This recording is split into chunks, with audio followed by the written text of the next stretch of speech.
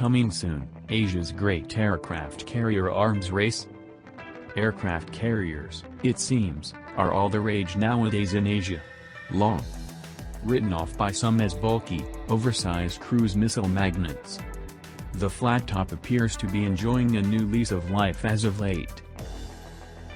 Until quite recently, only two nations in the Asia-Pacific operated fixed-wing carriers, India with a 50-year-old plus ex-British carrier, and Thailand with its pocket carrier, the Chakri Naryubat. Both vessels could only operate aging Harrier jump jets, and most of these aircraft were in fact long inoperable. Today, China operates one aircraft carrier, the ex-Soviet Varyak, refurbished and rechristened Liaoning. In addition, India is in the process of accepting two new carriers, one based on the 45,000-ton Admiral Gorshkov, sold to India in 2004 and heavily refitted as the INS Vikramaditya, and an indigenously built INS Vikrant, which is currently undergoing sea trials. More carriers are on the way. At least two Chinese indigenous carriers are believed to be under construction. It has been speculated that the Chinese Navy, PLAN, could eventually operate up to 6 aircraft carriers, equipped with the indigenously designed J-15 fighter. India plans to possess at least 3 carriers, one for each naval command.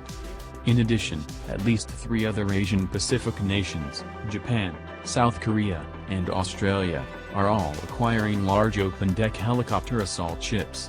While none of these ships is intended as a fixed-wing aircraft carrier, they could serve as the basis for future vessels. Indeed, the Australians are buying 2 ships from Spain that were originally intended for fixed-wing aircraft, and they still include the ski lift design. Even if just a few of these countries acquired fixed-wing carriers, it would have enormous implications for how regional navies might operate in the future.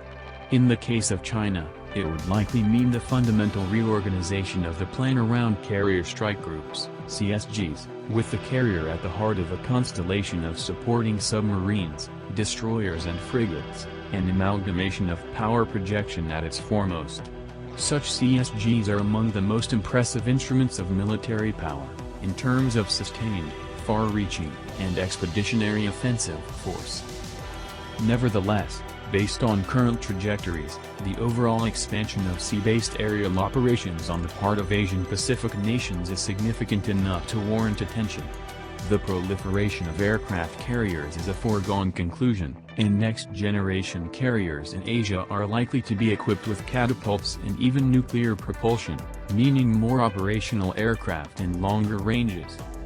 Overall, the Asian Pacific navies are acquiring greater range, speed, operational maneuver, firepower, versatility, and flexibility, as well as improved battlefield knowledge and command and control.